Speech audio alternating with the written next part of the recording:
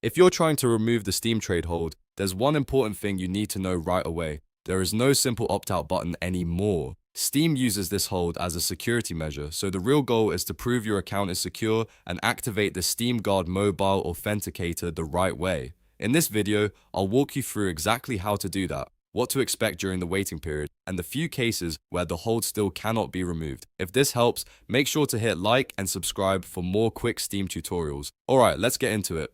First, the most important step is to enable the Steam Guard Mobile Authenticator. This is the only reliable way to reduce trade restrictions and show Valve that your account is protected.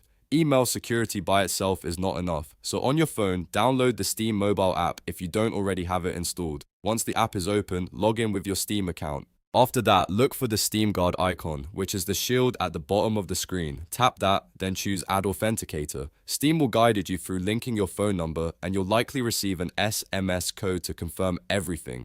Enter that code carefully and finish the setup process. Once the authenticator is enabled, the next part is patience. You cannot instantly bypass the trade hold the moment you turn it on. Steam requires a 7-day waiting period, and that means the mobile authenticator has to stay active for the full week. During that time, make sure you stay logged into the app and do not remove the authenticator. Also, try not to make major account changes like changing your password, changing your email, or updating your phone number, because those actions can reset the timer and may trigger a new trade restriction. So the key here is simple: set it up once, then leave it alone for 7 full days. After that week is over, new trades should go through much more smoothly. When you start a trade after the authenticator has been active long enough, the trade can be processed instantly, as long as you confirm it inside the Confirmations tab of the Steam mobile app.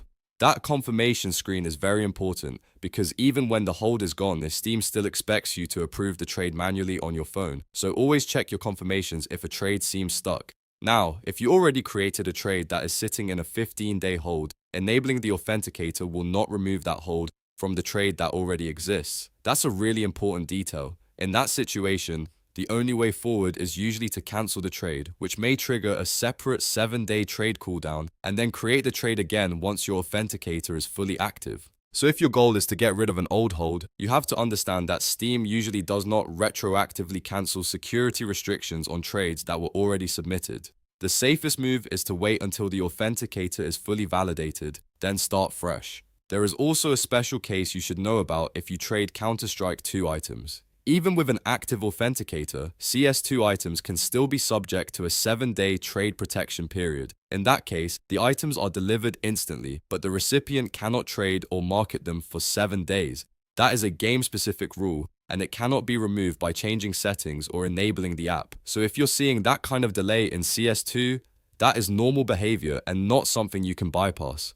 So to quickly recap, download the Steam mobile app, enable Steam Guard Mobile Authenticator, keep it active for 7 full days, avoid resetting your account details, and then confirm trades through the app after the waiting period. And if you already have a trade on hold, remember that you usually need to cancel it and start over after the authenticator is fully trusted. If this video helped, please hit like, subscribe, and turn on notifications so you don't miss more Steam tips, gaming guides, and account help tutorials.